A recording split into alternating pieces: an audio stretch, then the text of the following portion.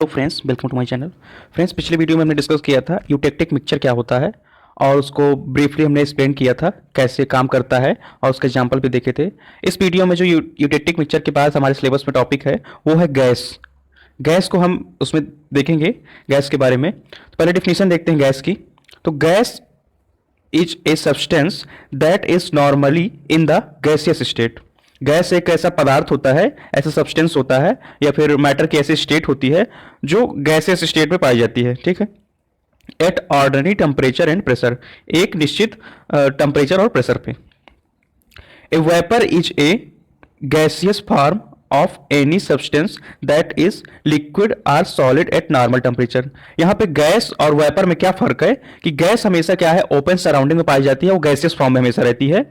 और जो हमारे वेपर्स होते हैं तो वेपर या तो हमारे सॉलिड से जनरेट हुए होते हैं या तो वो हमारे लिक्विड से जनरेट होते हैं। जैसे हम किसी लिक्विड को अगर हीट करते हैं तो कुछ समय बाद उसका वेपराइजेशन होने लगता है। वैसे अगर हमारा सब्लिमेशन प्रोसेस अगर देखें सॉलिड में, जैसे कैंपर हमारा हो गया तो सॉलिड से डायरेक्ट यहाँ पे गैसियस स्टेट में चेंज हो रहा है तो उसे हम वेपर बोलेंगे।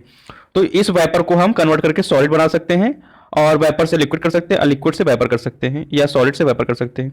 तो वेपर और गैस में यही डिफरेंस है कि वेपर को फिर से हम सॉलिड या लिक्विड में चेंज कर सकते हैं, जबकि गैस गैस ही में रहेगा, अपने स्टेट पे ही रहेगा। ठीक, डिफिनीशन हो गया गैस का। अब आगे देखते हैं प्रेशर ऑफ गैस। ठीक, प्रेशर ऑफ गैस को कैसे डिफाइन करेंगे। हमने जान लिया गैस क्या होता है, जो गैसेस स्टेट में ऑर्डिनरी लेवल पे उसमें कंटेनर में हमारे घूमता रहता है, वो हमारा गैस होता है। अब प्रेशर ऑफ गैस क्या है, इसको डिफाइन कर रहे हैं। तो according to the kinetic theory, kinetic theory मतलब गतिज ऊर्जा की जो थ्योरी है, according to kinetic theory a gas consist of large number of molecules that are constantly moving at random with high speed. अगर काइनेटिक थ्योरी देखें तो gas क्या है, एक लार्ज नंबर ऑफ मॉलिक्यूल्स है जो कि कंटिन्यूअस रैंडमली क्या करता रहता है, हाई स्पीड में मूवमेंट करता रहता है, मूविंग करता रहता है, घूमते रहता है। ठीक, अगर गैसियस प्रेशर की बात यहाँ पे हो रही है तो पहले अगर काइनेटिक थ्योरी के अकॉर्डिंग देख ले तो गैस ऐसा मॉलिक्यूल्स होते हैं जो कॉन्स्टेंटली रैंडमली मूवमेंट करते रहते हैं हाई स्पीड में। ठीक, यहाँ पे कंडीशन है ड्यूरिंग कोलिजन, कोलिजन मतलब टकराव, कोलिजन मतलब टकराव। During collision A molecule exert force on wall, जब टकराव होता है मॉलिक्यूल्स का वॉल से तब एक फोर्स जनरेट होता है वॉल की side. The momentum change during the collision, जब वो होता है टकराव होता है तब उसकी मोमेंटम में कुछ चेंज होती है। जैसे यहाँ पे है, ये गैसियस मॉलिक्यूल्स है, जब यहाँ से हमारा गया, यहाँ गया, यहाँ गया, जब यहाँ से टकराया तो ये से कुछ हुआ।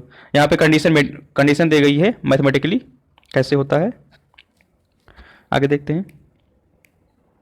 Thus the pressure of gas is due to collision of gas।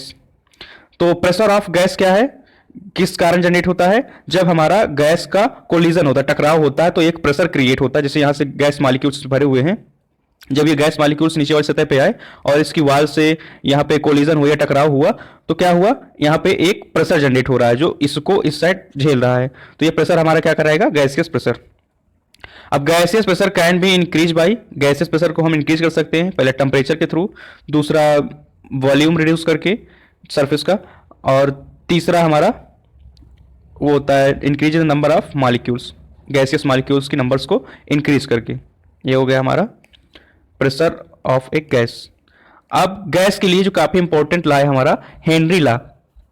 Henry law क्या बताए थे हेनरी साहब ने, उन्होंने बताया कि सॉल्युबिलिटी ऑफ ए गैस, किसी गैस की solubility is directly proportional to its partial pressure. किसी भी गैस की सॉल्युबिलिटी उसके पार्शियल प्रेशर के डायरेक्टली प्रोपोर्शनल होती है। जैसे यहाँ पे है, जैसे ये क्या है, सॉल्युबिलिटी, किसी गैस की सॉल्युबिलिटी हमारी directly proportional to partial pressure. अब इस पार्शियल प्रेशर में से ये जो हमारा प्रोपोर्शनल है इसको जब हटाएंगे तब एक कांस्टेंट यहाँ पर लग जाता है KH, इसको कहते हैं हेनरी लॉ कांस्टेंट। ठीक, तो मुद्दे की बात यहाँ पे आती है, किसी भी गैस की सॉल्युबिलिटी उसमें कितना पार्शियल प्रेशर लग रहा है उस पर डिपेंड करती है, और ये डिफाइंड हो गया। आगे देखते हैं हेनरी लॉ का यूज कैसे कर सकते हैं और उसके अनुसार वो तो हमारा हो गया, उनका कॉन्सेप्ट क्लियर हो गया कि किसी भी गैस की सॉल्युबिलिटी उसके पार्शियल प्रेशर के बराबर हो, जितना ज़्यादा पार्शियल प्रेशर हो उतनी ज़्यादा उसकी सॉल्युबिलिटी होगी।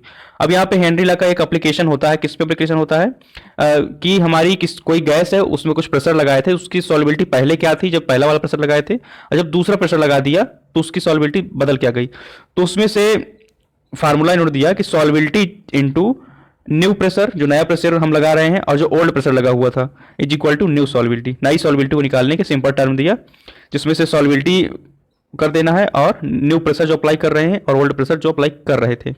यहाँ पे एक एग्जाम्पल है, एग्जाम्पल में क्या है, what is solubility of oxygen, oxygen की सॉल्युबिलिटी निकालना है, कब निकालना है, एक टेम्परेचर दिया है 25 डिग्री सेल्सियस पे and A partial pressure, partial pressure कितना दिया है 1150 टॉर।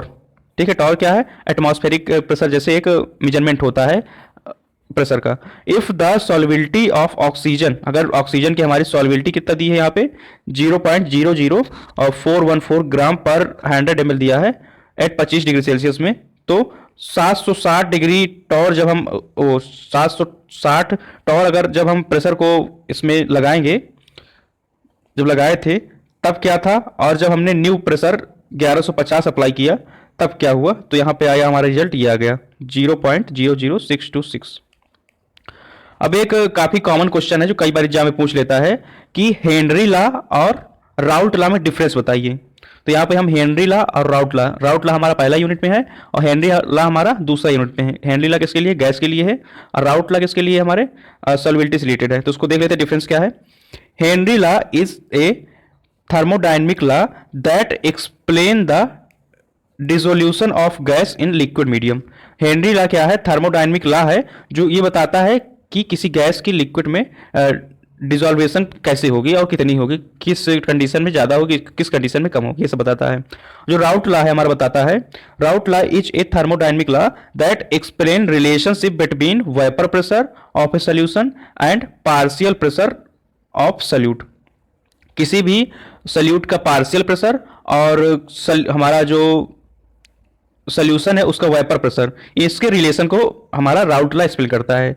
कोई भी हमारा मान लीजिए सल्यूट है, उसका जब उसको हीट किया, वेपर का फॉर्मेशन हुआ, तो उसका पार्शियल प्रेशर कितना है, और सोल्यूशन है कोई, जब सल्यूट को सॉल्वेंट में मिक्स किया तो सोल्यूशन बना, फिर उसका हमने पार्शियल प्रेशर मेजर किया कितना आता है, ये सब हमारा राउट लॉ के अंदर आता है। दूसरा डिफरेंस देखते हैं, इन्होंने हेनरी ने स्टेट क्या किया, state that amount of a gas that it dissolve in liquid is directly proportional to partial pressure of that gas that is equilibrium with the liquid. इन्होंने बताया कि गैस की जो डिजॉल्वेशन पावर है तो पार्शियल प्रेशर पे डिपेंड करती है। अब यहाँ पे राउट लॉ ने क्या बताया, state that vapour pressure of solvent above a solution is equal to vapour pressure of pure solvent. यहाँ पे हमारे राउट साहब ने बताया कि किसी भी सोल्यूशन का जो वेपर प्रेशर होता है तो हमारे सॉल्वेंट के वेपर प्रेशर के इक्विलिब्रियम होता है, बराबर होता है at that temperature, same temperature पे अगर रखा जाए। इनका स्टेटमेंट था ये, multiplying by the mole fraction, और जो सॉल्वेंट वाला पार्ट होता है उसमें मोल फ्रैक्शन का मल्टीप्लाई भी रहता है, जो हम फार्मूला में पढ़ चुके राउट लॉ के। और एक लास्ट डिफरेंस है कि proportionality constant in Henry law is called Henry law constant. ठीक है, जो यहाँ पे के लिखा जाता था हेनरी लॉ के फार्मूला में, इसमें प्रोपोर्शनलिटी कांस्टेंट होता है, जबकि राउट लॉ में ऐसा कुछ नहीं है, प्रोपोर्शनलिटी कांस्टेंट नहीं होता है, वहाँ मोल फ्रैक्शन होता था, प्रोपोर्शनलिटी कांस्टेंट नहीं होता है राउट लॉ में। ये यहाँ पे हमने तीन डिफरेंस पढ़ लिए राउट लॉ और हेनरी लॉ में। थोड़ा सा गैस का एक्सप्लेनेशन देख लेते हैं, भूल गए होंगे थोड़ा बहुत।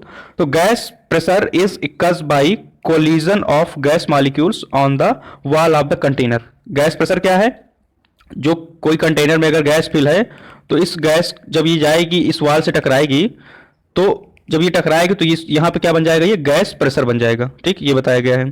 The molecule collide with one another with the wall of container and with the surface of the piston is elastic collision. जैसे, और यहाँ पे ये बताया जा रहा है दोनों पॉइंट में, जैसे हमने ये हमारा सिरिंज होता है, ठीक है, फार्मा फील्ड में सिरिंज का यूज करते हैं। मान लीजिए कुछ इस टाइप का स्ट्रक्चर होता है सिरिंज का, ठीक, यहाँ पे एक रबड़ लगी होती है, ये रबर पूरा इससे अटैच रहती है। और जब हम सिरेंज में यहाँ से पुश करते हैं, दबाते हैं, तब यहाँ पे क्या है, एक पहले तो मान लीजिए खींचे तो यहाँ पे गैस भरी हुई है, गैस भर गई, ठीक।